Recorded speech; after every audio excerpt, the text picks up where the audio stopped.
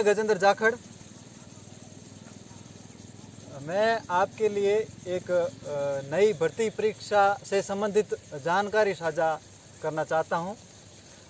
DSSSB ने अर्थात दिल्ली अधीनस्थ सेवा चयन बोर्ड ने TGT, PRT व अन्य भर्तियों से संबंधित कल एक विज्ञापन जारी किया है, जिसमें 25 मई 2021 से इसके आवेदन शुरू है और इसकी अंतिम तिथि 24 जून 2021 है। अर्थात लगभग आपके पास 1 महीने का समय है। तो आप बिना किसी अंतिम तिथि का इंतज़ार किए अपना 25 मई से ही आवेदन कर दें। तो इसके बाद आपके साथ मैं कुछ अन्य जानकारियां साझा करना चाहता हूं, जैसे भर्ती की योग्यता, भर्ती की में योग्यता क्या है, किस किस विषय की भर्तियां हैं और कितनी एज है, कितने पेपर होंगे, अन्य इस प्रकार की जानकारियां आपके साथ साझा करना चाहता हूं। वैसे मैं आपसे माफ़ी चाहता हूं क्योंकि ये मेरा पहला वीडियो बना रहा हूं, तो इसमें कुछ कमियां आएगी और मेरे पास संसाधनों का भी अभाव है, जिससे मैं इतना अच्छा वीडियो नहीं बना पाऊंगा। फिर भी आपके साथ सटीक जानकारी के साथ आऊँगा, अच्छी जानकारी दूंगा, सटीक जानकारी दूंगा, जिसमें आपको किसी भी प्रकार के भ्रमित होने की आवश्यकता नहीं रहेगी। इसके बाद पूरा वीडियो देखने के पश्चात यदि आपको किसी भी प्रकार की कोई शंका है तो आप कमेंट बॉक्स में अपनी शंका लिखें, तो मैं अगले वीडियो में आपके प्रश्नों का, आपकी शंकाओं का समाधान करने का प्रयास करूंगा। तो मैंने आपको बता ही दिया, दिल्ली अधीनस्थ सेवा चयन बोर्ड ने TGT, PRT व अन्य भर्ती परीक्षाओं से संबंधित विज्ञापन जारी किया है, जिसमें मेल व फीमेल, महिला और पुरुष की अलग अलग पोस्टें जारी की है। हर बार की तरह DSS भी अलग पोस्टें ही निकालता है। तो इसमें जिन विषयों की भर्ती निकाली है TGT में जिन भर्तियों की भर्ती निकाली है, जिनमें है हिंदी, नेचुरल साइंस अर्थात जनरल साइंस, हमारे यहाँ इसको जनरल साइंस कहते हैं, और मैथ्स, SST सोशल साइंस, और एक और लैंग्वेज है बंगाली। इन विषयों के ही TGT में भर्ती निकाली है और PRT की भी वैकेंसी निकाली है। तो TGT हिंदी के लिए जो योग्यता है, TGT Hindi trained graduate teacher, प्रशिक्षित स्नातक शिक्षक, ठीक है, इसके लिए जो योग्यता है वो आपके BA में अनिवार्य रूप से हिंदी विषय होना चाहिए, मतलब तीनों सालों में अनिवार्य, एक साल में नहीं, तीनों सालों में आपके हिंदी विषय रहना चाहिए, ठीक है, जिसे अपने यहाँ हिंदी साहित्य कहते हैं। उसके बाद आपके BEd होना चाहिए और BA में एग्रीगेट 45% होना चाहिए, 45% एग्रीगेट रहना चाहिए। विषय से संबंधित परसेंटेज की DSSB ने आवश्यकता जाहिर नहीं की है, जिस प्रकार KV मांग करता है कि विषय में भी 45 या 50% होने चाहिए। तो DSSB ने ऐसा कुछ नहीं किया है, उसने केवल संपूर्ण BA में 45% मांगे हैं। उसके बाद में आपके BEd होनी चाहिए और CTET क्वालिफाई होना चाहिए, जो CBSE द्वारा लगभग साल में 2 बार आयोजित किया जाता है।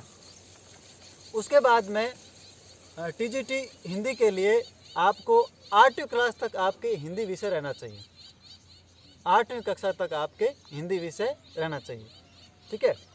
इन्होंने स्पष्ट कहा है कि 8वीं तक हिंदी विषय रहना चाहिए।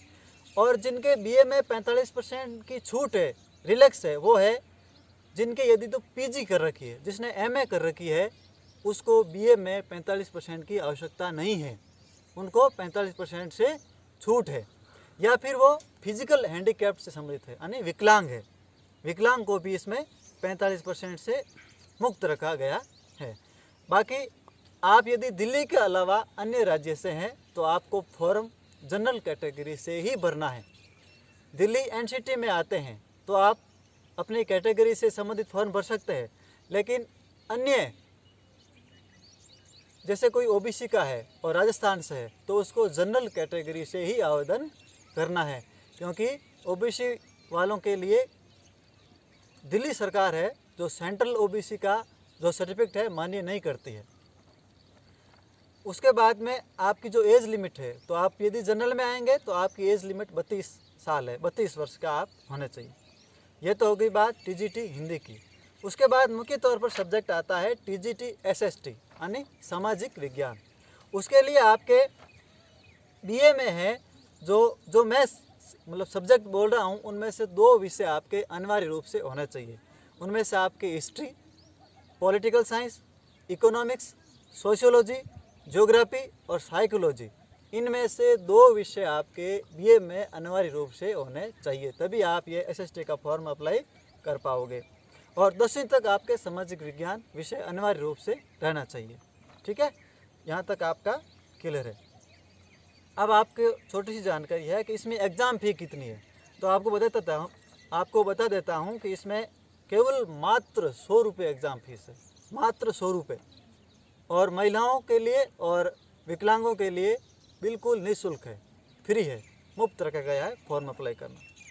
अब एग्ज़ाम स्कीम क्या है, तो इसमें आप यदि टीजीटी की तैयारी करते हैं तो आपके में इसके लिए एक एग्ज़ाम होगा, मतलब 1 ईयर एग्ज़ाम होगा, जिसमें 2 पेपर होंगे। 2 पेपर होंगे, तो 2 पेपर होंगे, उसमें से आपका प्रथम प्रश्न पत्र है। वैसे इसमें प्रश्न पत्र एक ही है, लेकिन जिसको सेक्शन एक ही प्रश्न पत्र को 2 भागों में बांटा गया है, section A, section B. Section A में आपके 100 प्रश्न आएंगे, 100 प्रश्न आएंगे, जिसमें जिन जिन विषयों के प्रश्न आएंगे उनमें से पहला है जनरल अवेयरनेस, जिसमें आपका जीके, जनरल नॉलेज, साइंस आदि जो भी नॉलेज है, इस प्रकार का लगभग 20 प्रश्न आएंगे, पूरे 20 प्रश्न आएंगे मतलब। और फिर है रीजनिंग, 20 प्रश्न ही रीजनिंग के आएंगे। फिर 20 प्रश्न ही गणित के आएंगे, यानी अरिथमेटिक न्यूमेरिकल गणित आएगी 20 नंबर की, और 20 नंबर की जनरल हिंदी और 20 नंबर की जनरल इंग्लिश। इस प्रकार कुल सेक्शन ए को 5 भागों में बांटा है और एक भाग के 20 प्रश्न आपके आएंगे। उसके बाद में सेक्शन बी है आपका विषय से संबंधित। यदि आप हिंदी विषय से संबंधित है तो आपके लिए 100 प्रश्न आएंगे, जिसमें आपकी जनरल हिंदी, हिंदी साहित्य का इतिहास और काव्य शास्त्र।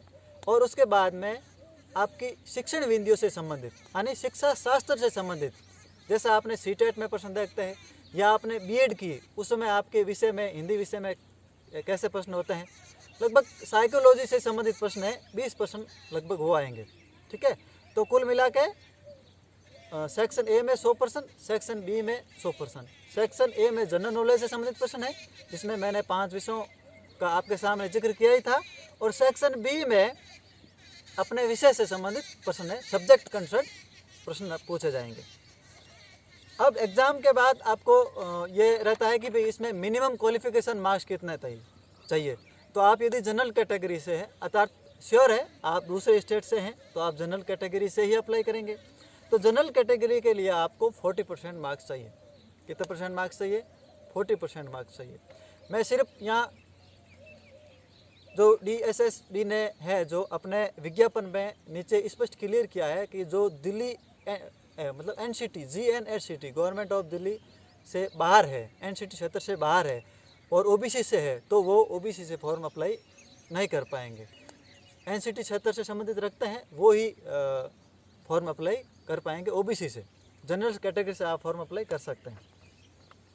जनरल कैटेगरी से हैं तो आपके 40% मिनिमम मार्क्स आपको लाने हैं, अर्थात 100 में से 40, तो 200 में से कितने हो गए? 80। ठीक है, 80% आपको नंबर लाने ही हैं। 100 में से 80%, 40%।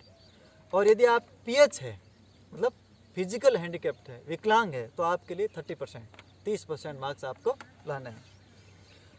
और इसके बाद में मैं आपके साथ जानकारी साझा करना चाहता हूं कि मैं भी DSSB में 2018 TGT हिंदी की वैकेंसी में 18वीं रैंक के साथ चयनित हूँ, जिसमें मेरे प्रथम प्रश्न पत्र में 50 अंक आए थे और विषय से संबंधित प्रश्न में 91 अंक आए थे, जिसमें हमारी भाषा में हम 91 कहते हैं। 91 अंक आए थे, तो लगभग 141 अंक के आसपास आए थे 200 में से, और मेरी रैंक थी 18वीं रैंक थी। धन्यवाद साथियों। आगे हम विषय से संबंधित, हिंदी विषय से संबंधित और प्रथम प्रश्न पर संबंधित किस प्रकार तैयारी करें, इसके बारे में आपके साथ मैं जानकारी साझा करना चाहता हूं। कुछ कमी रह गई है तो आप कमेंट बॉक्स में लिखें, तो अगले वीडियो में मैं आपके साथ इसकी जानकारी साझा कर दूंगा। धन्यवाद।